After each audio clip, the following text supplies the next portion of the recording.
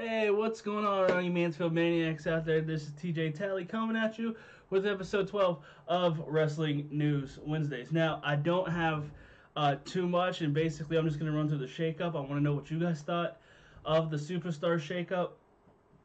I thought it was pretty good. I thought SmackDown got some good names. I think Raw got the better deal of it, anyways. Yeah, SmackDown got Roman, but you got AJ, Samoa Joe, and everyone else. And I got a full list here, of everyone going to SmackDown and Raw.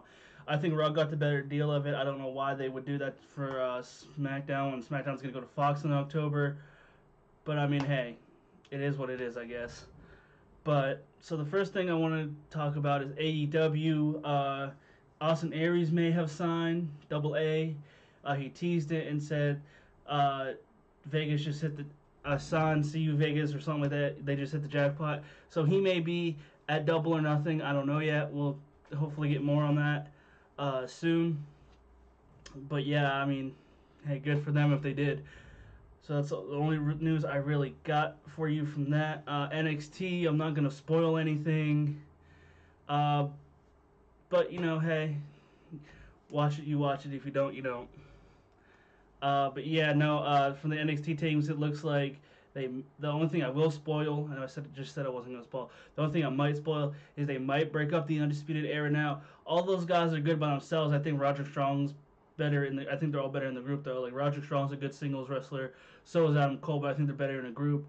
Bobby Fish and Kyle O'Reilly, they can go be a singles competitors too, but I think they're better in a tag team environment as they were with Red Dragon in ROH and New Japan and all that fun stuff. So that's the only thing I can really talk to you about that.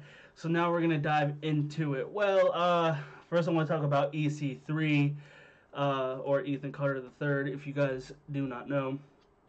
But yeah, he got beat up by Braun Strowman on Monday. I read it was supposed to be Samoa Joe that got beat up from him or by Braun, but he was out with the flu, so Joe's on Raw, Finn's on SmackDown, so the mid-card title was just swapped, which I think is good. Give him a fresh start, give him a fresh show. But that, shake up. But yeah, so I just think that it's really good. But anyways, getting off topic. Yeah, EC3 is supposedly in the doghouse for whatever reason that Vince wants to put him in the doghouse. I mean, it makes no sense unless he did something that we don't know of that's going on behind the scenes. Like, if he did something wrong, I don't know what he would have done. Maybe he had success and impact that Vince doesn't like. I think he has all the potential to be a world champion in WWE, but he's not being used right. So I don't know. I like EC3. I don't know what you guys think, but I like EC3. That's all I really got on that. Luke Harper asked for his WWE release. Now you might say, "Oh, well, he didn't do much." Well, he was an NXT Tag Team Champion in the Wyatt family. Him and Rowan won them or the SmackDown Tag Titles as the Bludgeon Brothers until Rowan got hurt and had to sit out. And then they really didn't know what to do with Harper, and he was supposed to come back. I think he got tired of what's going on now and all this, with AEW and them trying to make sure all the wrestlers are taken care of, and all that stuff, and he wants a new opportunity. Because honestly, he's also a former Intercontinental Champion, and he can wrestle for a taller guy. He can wrestle. So, it's I don't know. I think WWE dropped the ball with him too. I know a few years ago he was supposed to be in the WWE title picture. I wouldn't mind seeing him with the WWE title. So I think they dropped the ball with Luke Harper. That's another talent that they wasted, in my opinion. You might not agree with me. So be it.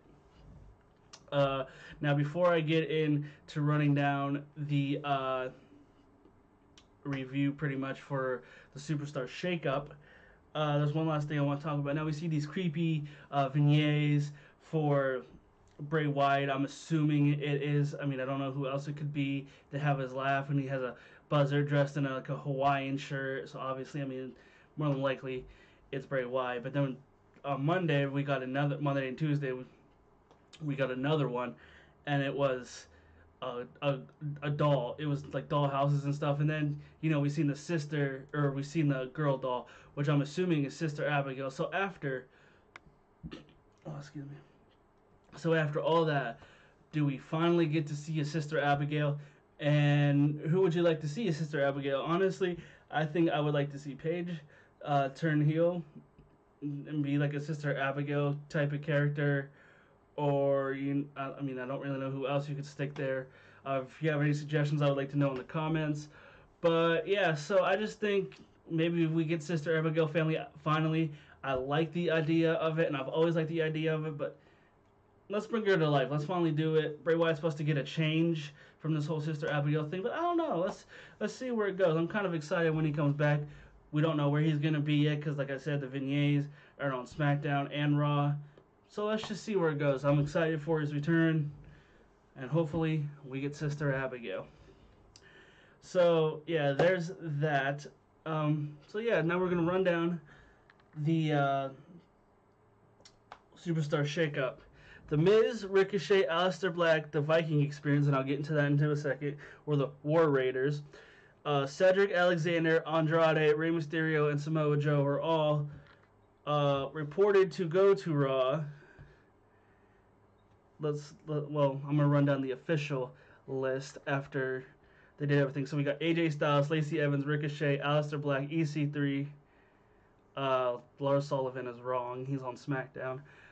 Eric Young, Naomi, the Usos, The Miz, Rey Mysterio, Andrade, and Zelina Vega. Cedric Alexander and the Viking Experience, or the War Raiders, Eric and Ivar. I'll get into that name in a second.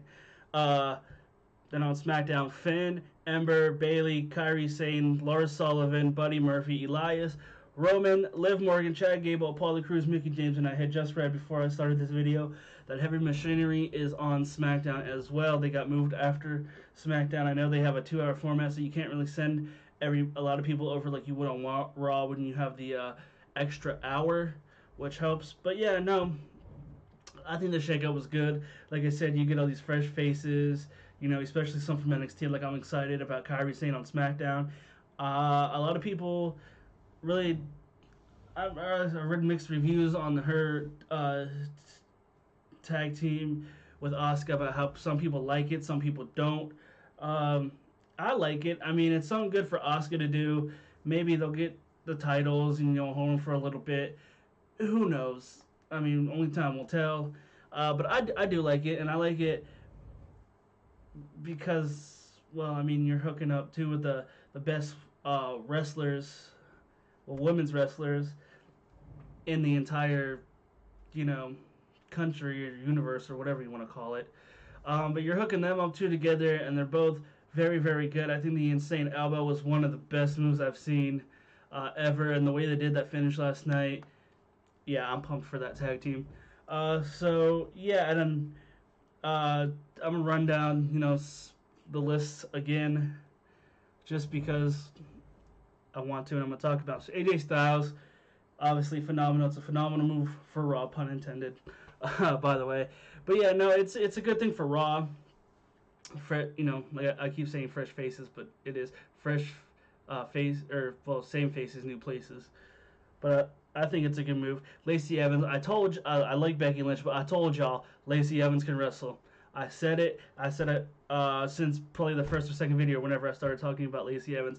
Told you she could wrestle. She gets a Raw Women's title match. Not rooting for her. I do like Lacey Evans, but I hope Becky retains whenever they fight, or even if she does lose. Really wouldn't be all that upset, I guess, because Becky still has a SmackDown and she should hold that for a while. Or the Raw, whichever one, I don't care. Ricochet and Aleister Black. I love them as singles competitors. One was the North American champion, which was Ricochet. Aleister Black was the NXT champion at one point. I think making them a tag team will be good as long as you can do something with them. I'd kind of like to see Aleister kind of turn on Ricochet, even though I probably hate it when it first happens. But I think he has like this dark and ominous character. Make him a heel for a while. Let's see where it goes. EC3, like I said, he has all the potential to be a world champion on Raw or SmackDown, but he's not getting used right and he's in the doghouse for whatever reason. So I hope he gets out, and I hope he does well. That's all I can really say about him. Lars, on this thing, it says Lars is on Raw, Lars is on SmackDown. Eric Young, former Impact champion, didn't do much of Sanity on the main roster. Now, speaking of Sanity, apparently Alexander Wolf wants out of WWE, or he might go back to NXT. I don't know about Killian Dane. There wasn't too much on him. But yeah, Sanity broke up. I don't know why they broke up. I mean, they were a great tag team in NXT. Outside of a few people like Seth Rollins, Roman, uh, and Dean that were NFCW or slash NXT, I guess. You know, they've all had successful careers except for Dean's about to be on his way out. And we get a Shield match on Sunday, which they've been saying final forever. But anyways, yeah. So outside of like them and maybe a few other exceptions, the NXT talent has just been wasted pretty much by Vince, and I think this is another case of him wasting talent. Now, I'm not saying they're all talented by themselves. I think Killian Dane should move back to NXT. Actually, that was talked about. I think he should move back to NXT and be repackaged. Eric Young's good by himself. I just like the dynamic of Sanity and all that craziness and fun they brought. So I think it's kind of a bad move that they did that. But hey, EY, do your thing. Naomi and her husband is one half of the Usos. They're both on Raw. That's a fresh coat of paint for the Usos on Mondays. Now they can go to the Raw tag titles, and they kind of made Raw more of like a tag team centric. I think brand rather than SmackDown, but I think that's good for them. More tag teams to mix it up with besides pretty much just the New Day to put on phenomenal matches with. So I'm excited about that. As Naomi, you know, now she can go up to the Raw title, or you know, if she can find a partner now that Bayley's on SmackDown, gonna be awesome to see what she does. The Miz, I like this idea because now he's on Mondays now. I mean, it's a lot better. The feud with Shane was kind of hit and miss.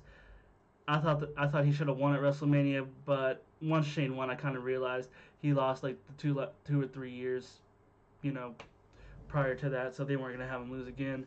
So I guess it makes sense. But yeah, no, I think the Miz was ready for this fresh start, and I'm excited. We got Rey Mysterio, also Andrade and Zelina Vega. Now I want to talk about those two together, and this is why. There was talk of making them a tag team for a little while. I mean, this is already tag team centric.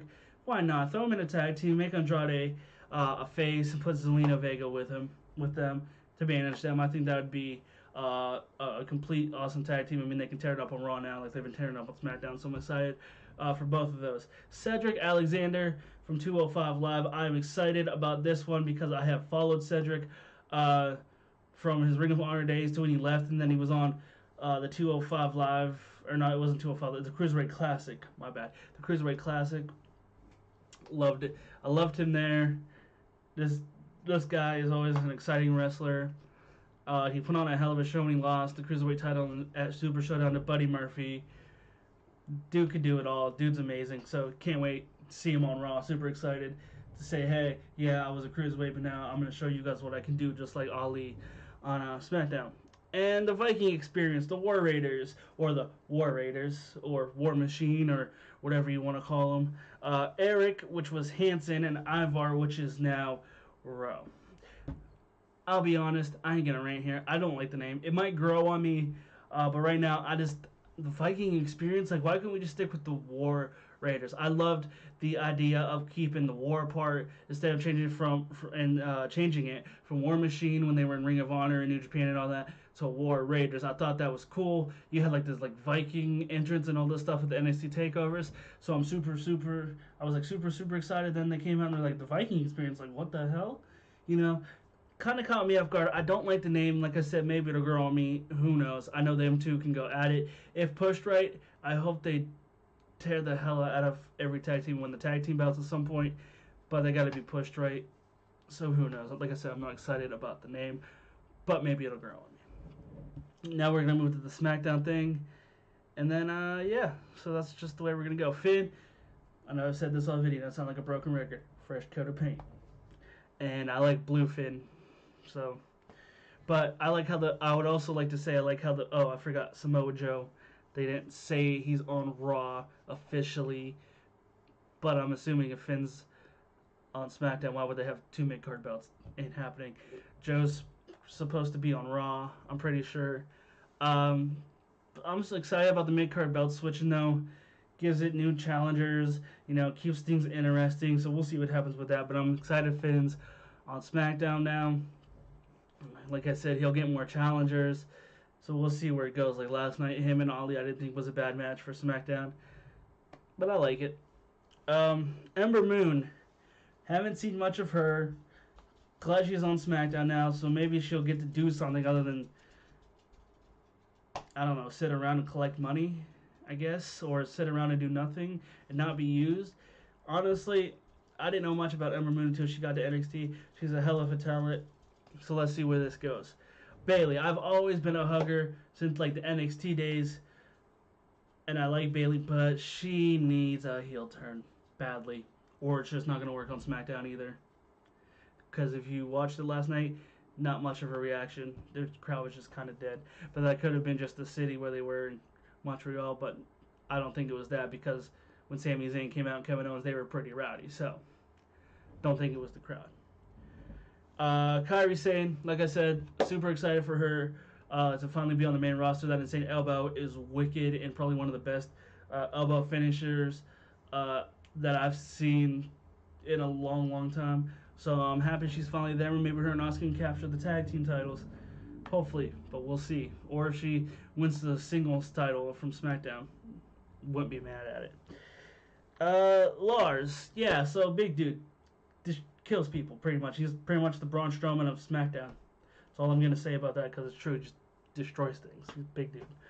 Buddy Murphy. Now, I acknowledged Cedric Alexander and his match from Super Showdown back in, I believe it was October when Super Showdown was. Yeah, Buddy Murphy always puts on quality performances. Him and Tony Nese put on a hell of a match at WrestleMania and as well as 205 Live last week. So I am super excited for Buddy Murphy. Maybe he'll get an IC title match down the line. Maybe he finds another tag partner and they go up to the tag titles. Who knows? But I'm excited to see what the future holds for him. We get Elias. So instead of bringing his talents to Monday Night Raw now, he brings his talents to Tuesday Night SmackDown Live. Can't wait to see what they do with Elias. I will talk about the biggest acquisition in SmackDown Live history, supposedly. Soon. But yeah, no. So, yeah, I'll talk about that last. Liv Morgan broke away from the Riot Squad.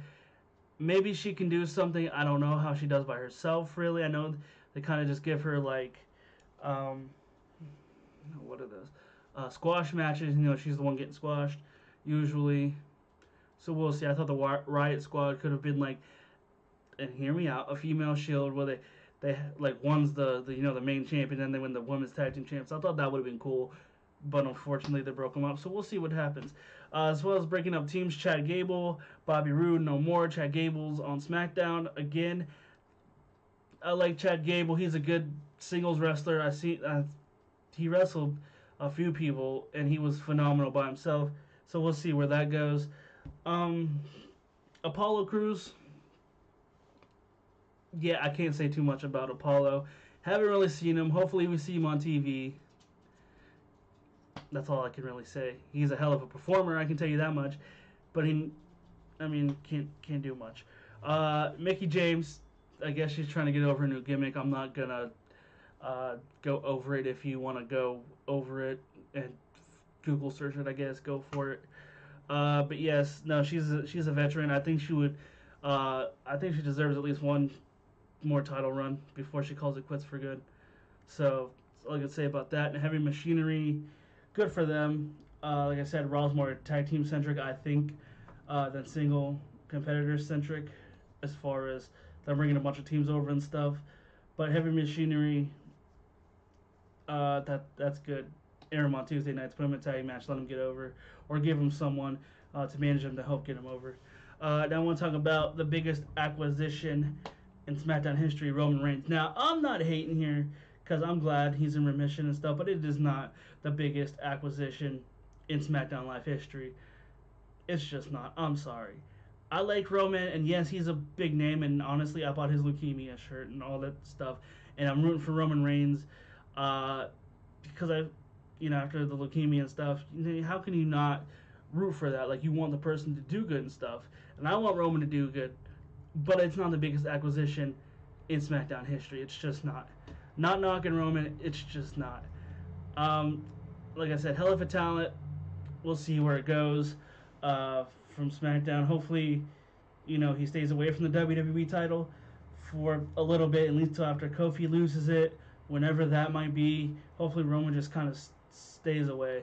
I wouldn't be mad if he stayed away until after Kofi lost it. But yeah, so that's all I really got for you guys today. I realized that the Twitter names are up there, and like I said, I was working with something new. I went back and I rewatched the video, so the names are up there throughout the entire 21 minutes I've been talking. But yeah, so they're up there, so you can follow us at those. You can also subscribe to us on YouTube under Joshua Mania without the 2019. Go like our Facebook page at Joshua Mania. And yeah, go follow all of us right there on Twitter. So yeah, that's all I got for you guys today. Stay blessed.